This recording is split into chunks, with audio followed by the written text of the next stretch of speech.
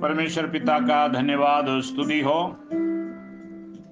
मुझे सुनने वाले हर एक भाई और बहनों को नासरी यीशु के नाम में फिर से नमस्कार।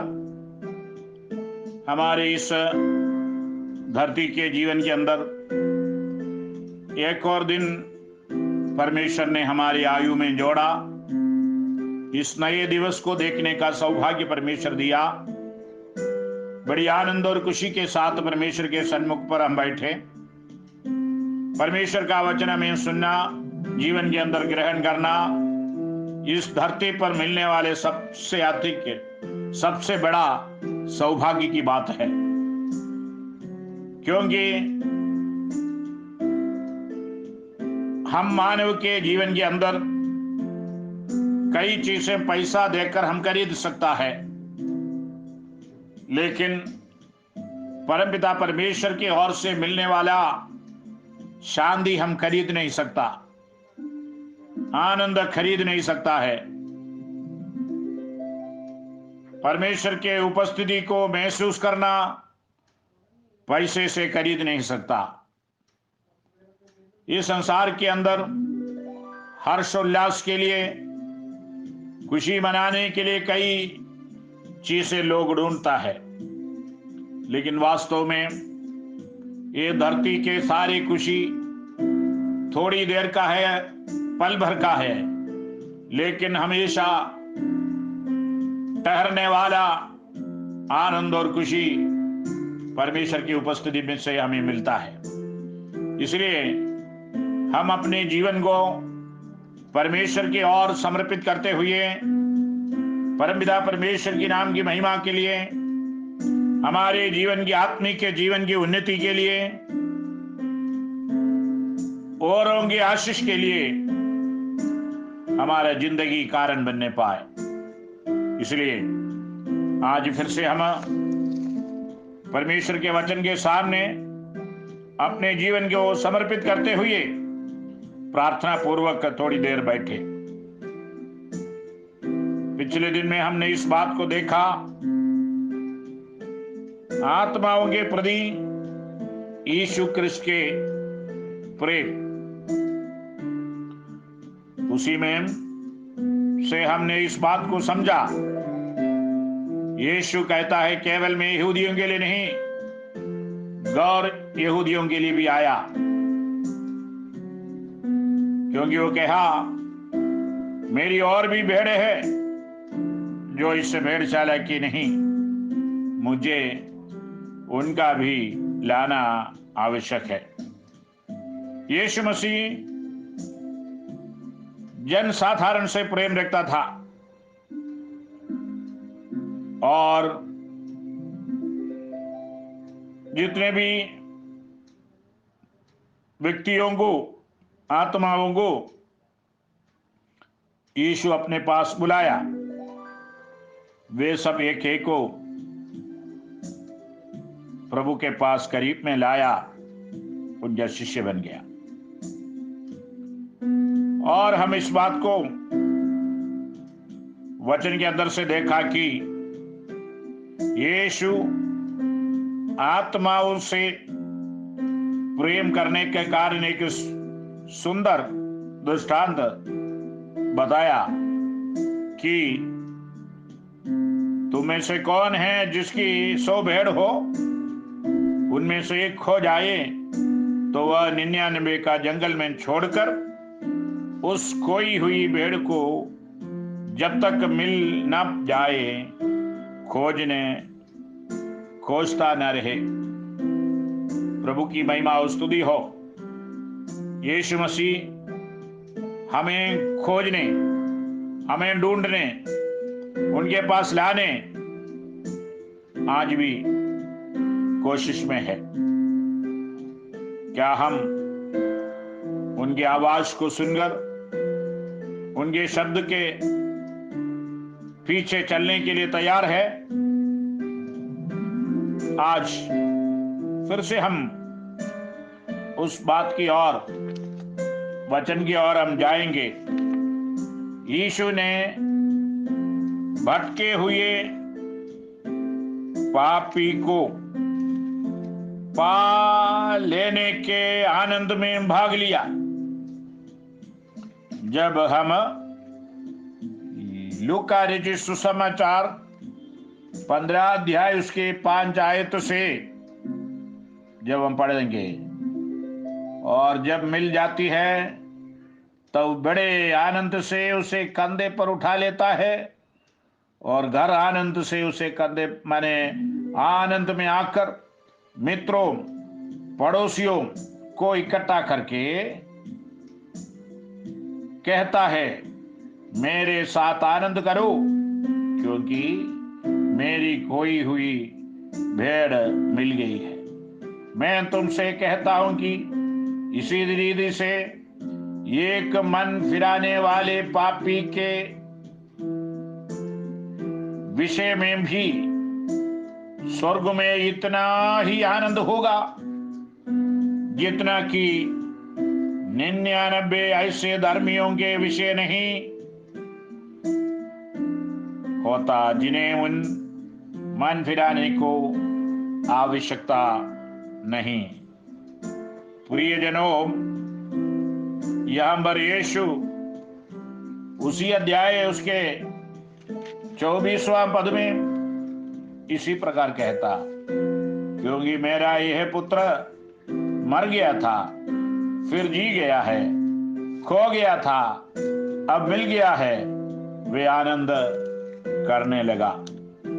चाहे हम पर उदाहरण के रूप में, दृष्टांत के रूप में भेड़ के बारे में कहा हो, कोई हुई भेड़ों का दृष्टांत बताया हो, या खोए हुए बेटे के बारे में कहा गया हो, चाहे यहां पर खोए हुए सिक्के के दृष्टांत बताए हुए हो। प्रियो, परमेश्वर कहता है, इस खोई हुई आत्मा को मेरे पास दोबारा लाने से, मिलने से, मुलाकात होने से बड़ी आनंद है। प्रभु की महिमा और स्तुति हो, क्योंकि पिता परमेश्वर के पास इस खोए हुए पुत्र, इस आत्माएं जब वापस आता है, अपने जीवन को पिता के सामने समर्पित करता है, पिता इस बात को बोलेगा, मेरा ये पुत्र मर गया था फिर जी गया है, खो गया था अब मिल गया है, वे आनंद करने लगा। एक पापी मनुष्य मसीह यीशु के कदमों पर अपने जीवन को समर्पित करेगा, स्वर्ग का परमेश्वर आनंद से स्वर्गीय दूतों के साथ आनंद मनाएगा। प्रभु की महिमा और स्तुति हो। यहां से इस बातें हम देख सकते हैं कि इस 15 अध्याय की 24 में यीशु कहता है कि जब उड़ाऊ पुत्र अपने घर वापस लौट आया तो वे आनंद करने लगे। प्रियो, यीशु के साथ हमें इस संबंध रखने से, समर्पण करने से, ग्रहण करने से यीशु भी, पिता परमेश्वर भी स्वर्गीय दूत गणों के साथ आनंद को मनाने का सौभाग्य प्रभु प्रदान करता है। यदि आपके जीवन के अंदर अब तक इस यीशु मसीह से मुलाकात नहीं किया हो, यीशु को ग्रहण नहीं किया हो, आज की सुबह के समय यदि आप मुझे सुन रहे हो, आप अपने जीवन को परमेश्वर के सन्मुख पर समर्पित कीजिए। जीवन के अंदर यीशु को प्राप्त कीजिए, ताकि आपके जीवन के अंदर बड़ी आनंद, शांति, प्रेम यीशु मसीह भर देगा। आपके पाप चाहे कितने भी लाल रंग का हो, कितने भी कठिन पाप किया हो, आप चाहे कितने भी प्रकार की दुख में हो, चाहे नाना प्रकार के बातों से आप ग्रस्त हो, यीशु आज के दिन में आपको छुड़ाना चाहता है, उसी में से आपको मुक्ति देना चाहता है, आपके हृदय में शांति को देना चाहता है। क्या यीशु को आप अपनाओगे? यीशु को ग्रहण करोगे? सर्वशक्तिमान परमेश्वर के अपार प्रेम और करुणा जीवन के अंदर आप प्राप्त करोगे।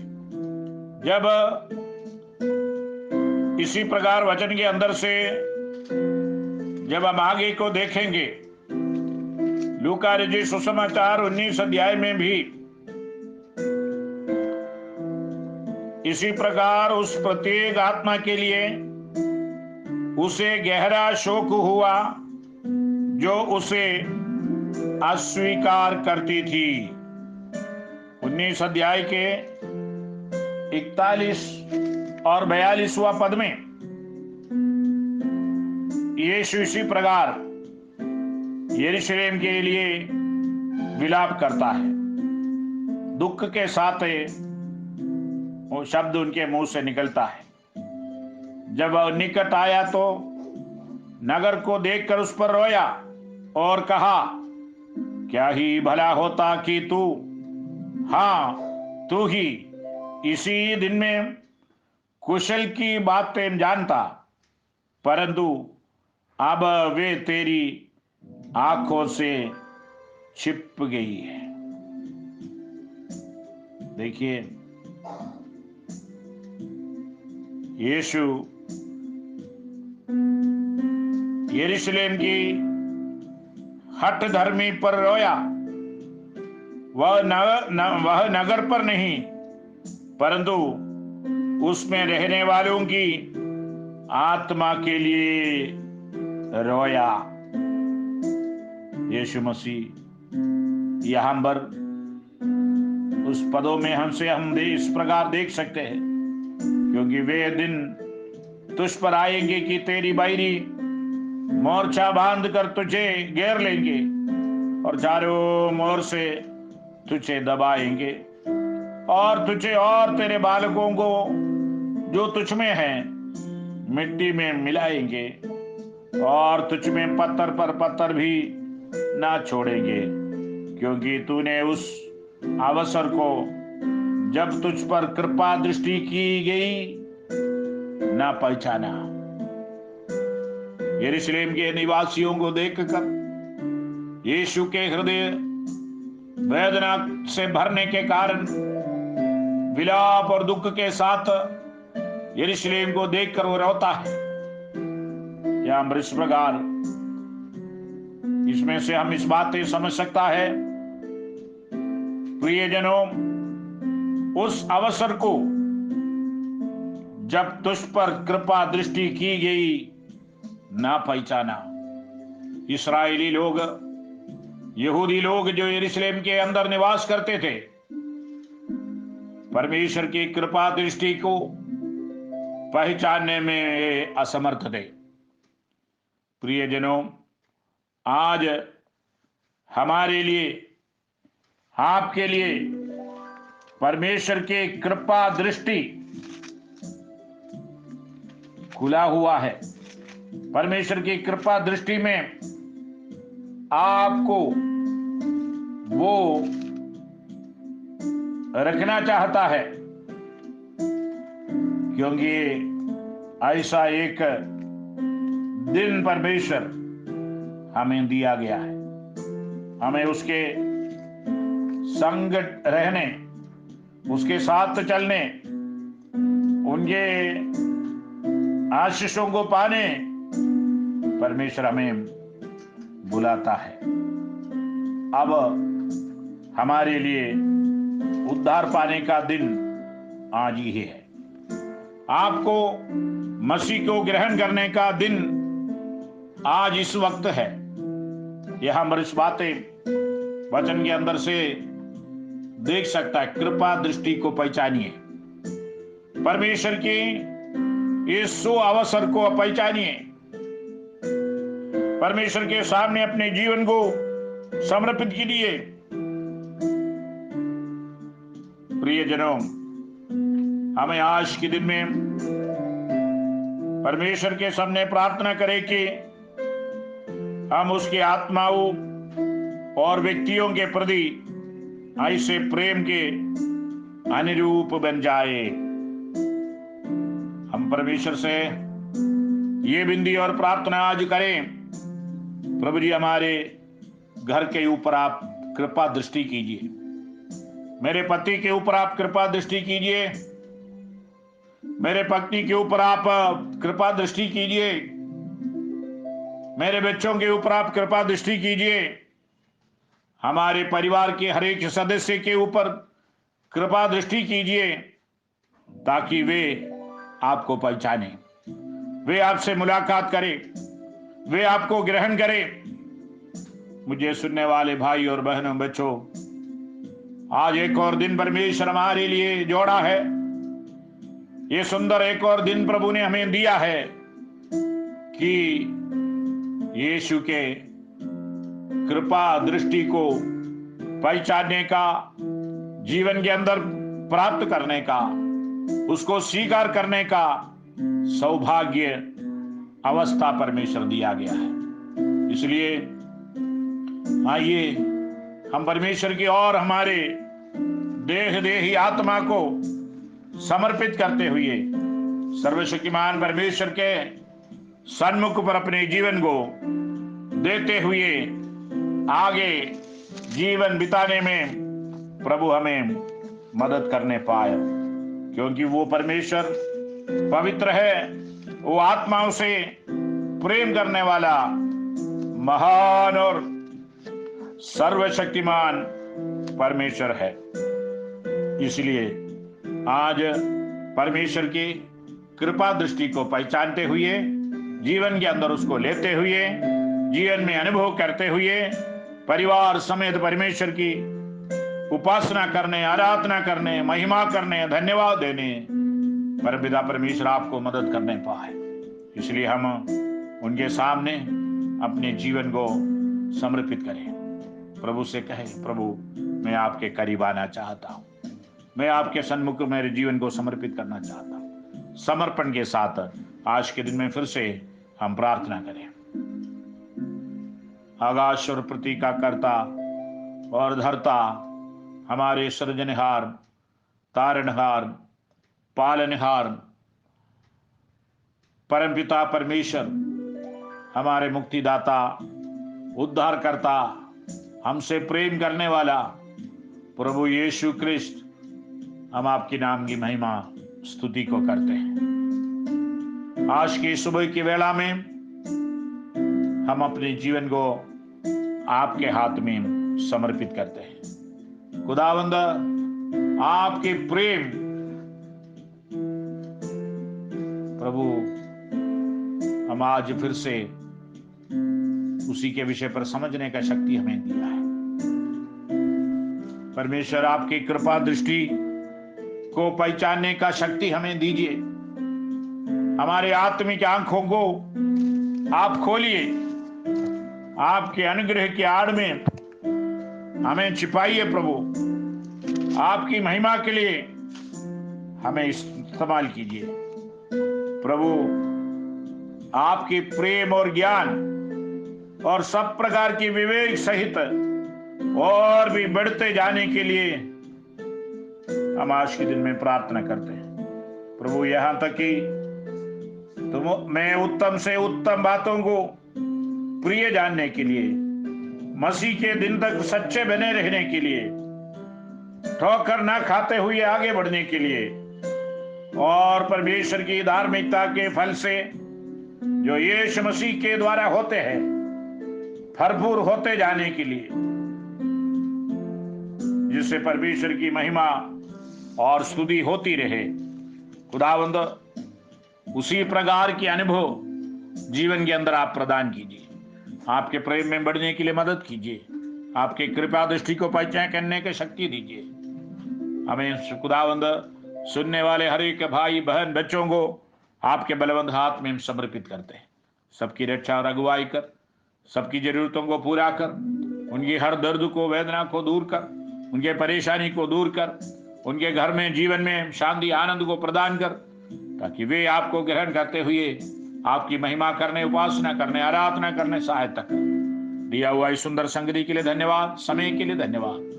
आदर महिमा आपको देते इस बिंदी यीशु मसीह के मधुर नाम में मांगते, सुनिए और ग्रहण कीजिए पिता। आमीन आमीन। परमेश्वर आपको बहुत आयु से आशीष देवे। धन्यवाद धन्यवाद।